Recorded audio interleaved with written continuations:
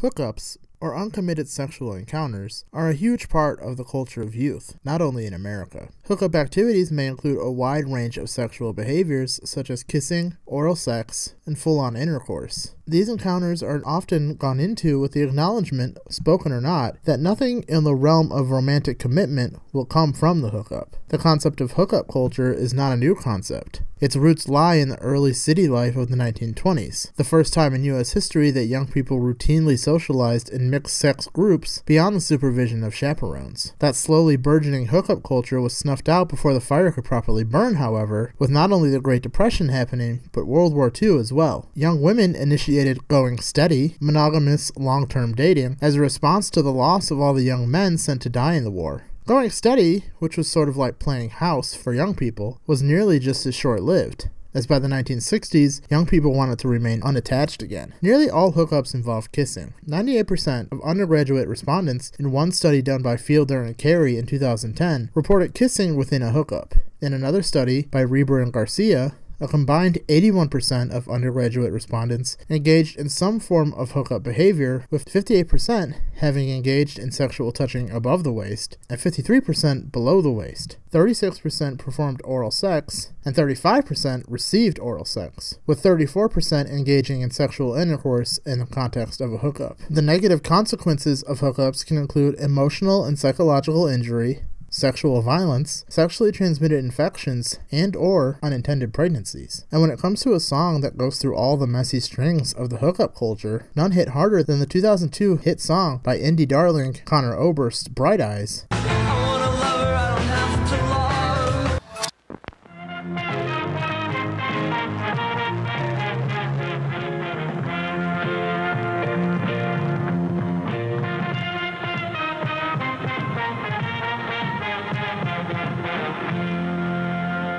Love's an excuse to get her. Hello to all you kids with the chemicals, and welcome on back to Heard It in a Love Song, the show where we take a trip to the past to discover the history of a love song we all know and love. My name is Richard Hunt, and this week we are taking a look into a song by one of the most talented songwriters of all time, Conor Oberst, and his tale of hookup woes, Lover I Don't Have to Love. Hello, my name is Conor Oberst.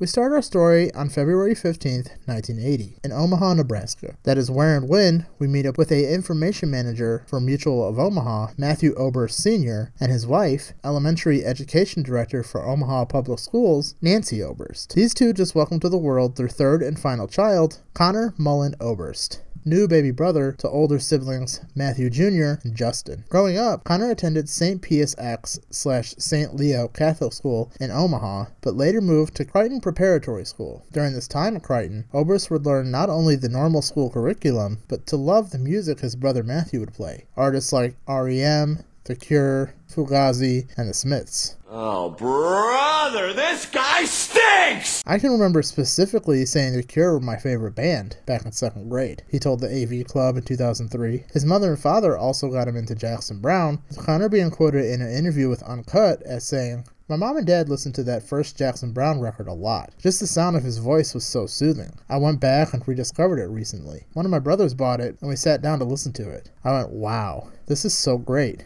It was just something our parents played. Who knew they had such taste in music?" Not only did Matthew get Conor into bands that were formative in his formative years, he and their father, Matthew Sr., would teach a 10-year-old Conor to play guitar. While learning, Conor would spend time at the local indie record shop, Antiquarium Records. And what's the significance of this place? This is the best music store in the country, right here in Omaha, Nebraska. That's not an exaggeration. That is, I've literally tried to go to all the best music stores I possibly could.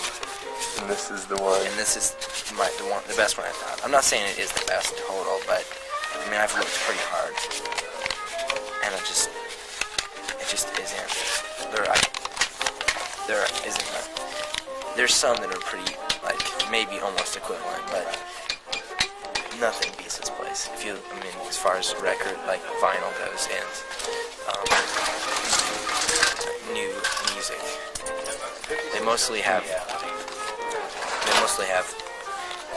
independent record label vinyl selections, as well as jazz vinyl, and a large used selection of CDs and records. That's how they make their money. About 6 hours from Minneapolis and 7 hours from Chicago, Omaha, Nebraska was not exactly a moving and shaking type of town for a budding young musician. There were always kids putting on shows, but it was pretty contained within the city. Not many bands broke out and started touring, he would say. There were some moments when I was growing up where I was like, I want to get the fuck out of here, you know? But I was consumed with my little group of friends and making music. By the end of the 7th grade, he was writing his own songs. It was 1993, and his live debut came by means of playing the final song of a folk night at Kilgore's, a venue in Midtown Omaha. The event was organized by Ted Stevens of Lullaby for the Working Class, and future member of Cursive. Bill Hoover, a member of the local group, the Darktown House Band, was in the audience and asked Oberst to come back a few weeks later. I had to write enough songs to play a whole set. That was how I got started. For the next 6 months, Connor glued himself to his acoustic guitar and an old cassette recorder in his parents' basement, working on what would become his debut album, Water. It featured tracks like You Should Be in Sweden, You should be in Sweden, my friend, yeah. You should be in Sweden. and Ouija. I guess I'll just ask the Ouija board. It doesn't know. Oberst's debut cassette appeared as the first release on Lumberjack Records, a label founded by his brother Justin and his friends Rob Nansel and Mike Mogus as part of an entrepreneurship class project. Only 300 copies of Water were sold. The highest I could find a sold copy for recently was for $400. It wasn't long after Connor put out Water that Simon Joyner, a local singer-songwriter who had met Connor at Dirt Cheap Records, issued Oberst's next cassette on his Sing Unix imprint. The cassette, titled Here's to Special Treatment, featured tracks like Things You Know, Screaming, cursing, then you spit and saying all your worthless shit. and Sundress. You reminded me of Spider-Man, weaving a web of insecurity on your mother's good sundress.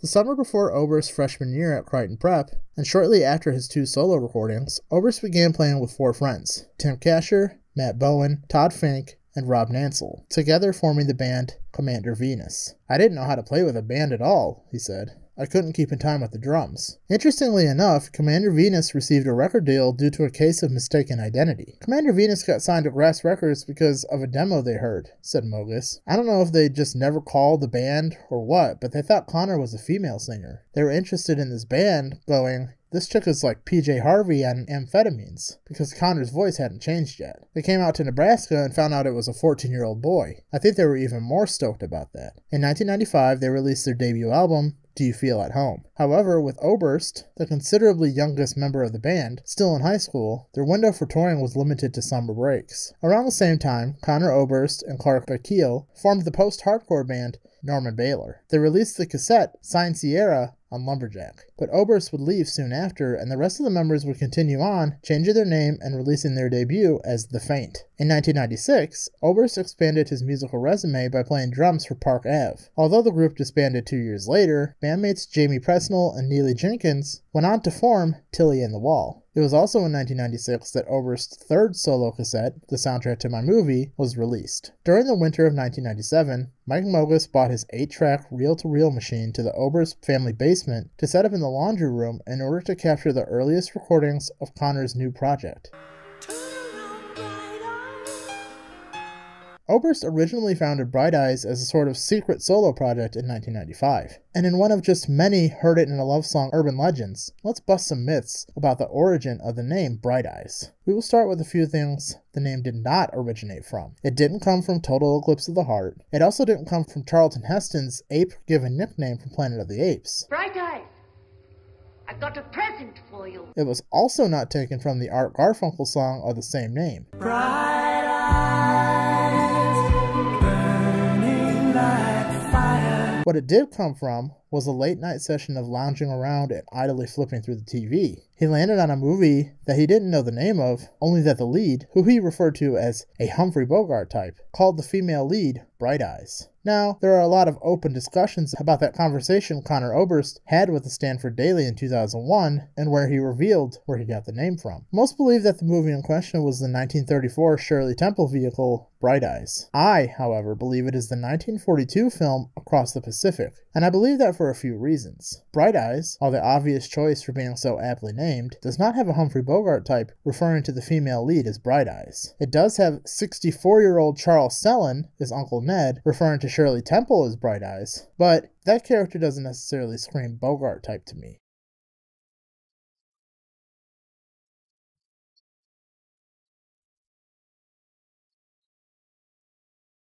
You know who does? The main character of Across the Pacific, who oddly enough is Humphrey Bogart, and he refers to the female lead, Alberta Marlowe, played by Mary Astor, as Bright Eyes, which makes way more sense to me. At last we're alone. Now listen, Bright Eyes. No romance. There's something very interesting over there, Ricky. In late 1997, Justin Oberst, who had big plans to attend law school, gave his part of Lumberjack Records to Mogis and Nansel, who, to avoid any conflicts with a record distribution company out of Toledo, changed the name to Saddle Creek Records, named after Saddle Creek Road, a street that cuts through the east side of Midtown Omaha. In January 1998, Connor released 20 of the songs he had been stockpiling since 1995 as the first official Bright Eyes album, with the exactly what it says on the tin title of A Collection of Songs Written and Recorded 1995 to 1997. It was Saddle Creek's first official release. The record is a compilation of solo tracks he recorded that didn't suit Commander Venus. Neely Jenkins contributed vocals to the song February 15th. There are some things you can't fake.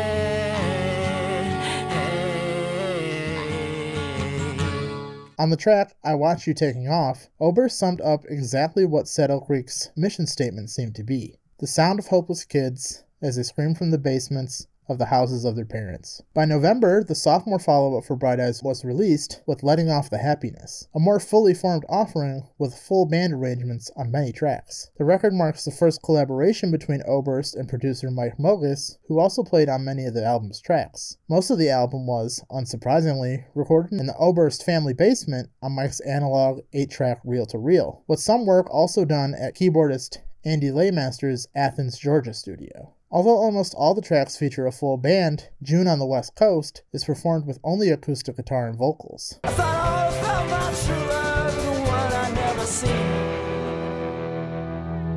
With eyes that burn so bright they make me pure. In November of 1999, Saddle Creek released the third Bright Eyes outing, Every Day and Every Night, an EP which included the song A Perfect Sonnet. Try to write it down into a perfect sonnet or one foolish line. Every Day and Every Night was important for Connor as it caught the ear of Nate Krenkel, a talent scout for Sony Music's publishing division. A publishing deal was struck, and the payout from which allowed him to buy a home in Omaha and keep focused on his music. It was a good way for him to give his songs some exposure and make some money without losing his independence, Krenkel told Greg Kot for the book Ripped, How the Wire Generation Revolutionized Music. By May of 2000, Fevers and Mirrors arrived on Saddle Creek. The album was the furthest Connor had gone in terms of introducing instruments to recordings. A long way from a boy with an acoustic guitar in a basement, Fevers saw flutes, pianos, and an accordion added to the mix. Oberst's emotional and almost confessional approach to songwriting ensured that the emo label continued to follow his career. Notable tracks from Fevers included Something Vague